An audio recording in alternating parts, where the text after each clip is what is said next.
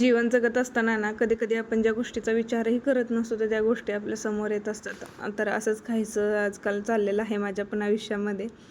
तर अचानकच आहे ना मला समजलं की बाबांची तब्येत खराब आहे म्हणून त्यांना हॉस्पिटलमध्ये ॲडमिट केलेलं आहे. तर तो क्षण आठवला तरी आता माझ्या डोळ्यात पाणी येतंय, की म्हणजे असं कधी माणूस विचारही करत नसतं, की आपल्या म्हणजे जवळच्या व्यक्तींना असं काही होईल म्हणून. आणि ते अचानक समजल्यानंतर आहे ना, काय परिस्थिती होती ते ज्याची त्यालाच माहिती असतं. तर तसंच काहीसं माझ्या बाबतीत पण झालं. तर बाबांना आहे ना शनिवारी ॲडमिट केलेलं आहे. तर आणखी नाही ना 5 दिवसानंतर आता डिस्चार्ज देणार आहेत. तर बघू नंतर म्हणजे बरे वगैरे झाले ना, तर नंतर तुम्हाला नक्कीच सांगेन की नेमकं काय झालं होतं ते. तर आता इकडच्या साईडचं बघा, आता आमचा इथला म्हणजे मोसम आहे ना, पूर्ण वारं असं सुटलं होतं आणि म्हणजे ढगाळ वातावरण झालं होतं. पाऊस तर काय पडला नाही, पण नुसतंच वारं असं सुटलेलं होतं.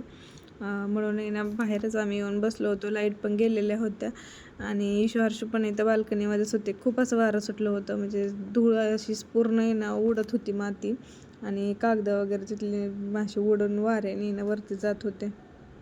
तर 2-4 दिवस झाले ना माझं कशातच मन लागत नव्हतं आणि लक्ष पण लागत नव्हतं. असं वाटत होतं की लगेचच तिकडे जावं. लगेच मी तिकिटाचं बघितलं तर भेटलं मला तिकीट, पण डायरेक्ट भेटलेलं नाही आहे. तर मुंबईला जावं लागणार आहे आणि मुंबईवरून मग गावाकडं. तर अशा पद्धतीने तिकीट भेटलेलं आहे मला आणि हा जो काही व्हिडिओ आहे तो तर मी आधीच शूट केलेला होता. तसं जसं म्हणजे बाबांना ॲडमिट झालेलं समजल्यानंतर आहे ना मी व्हिडिओज शूटच केलेला नाही आहे. फक्त शॉर्ट व्हिडिओज आहेत ना तर ते मी टाकत होते.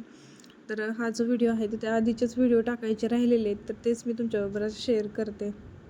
ते बघ गेटच्या बाहेर आहेत दोघं ना, त्यांचा एक फ्रेंड आलेला आहे आणि तिथे एक गाय आलेली आहे बघा. कोणीतरी ना चपात्या ठेवलेल्या आहेत ते खाण्यासाठी. इकडून दिसते.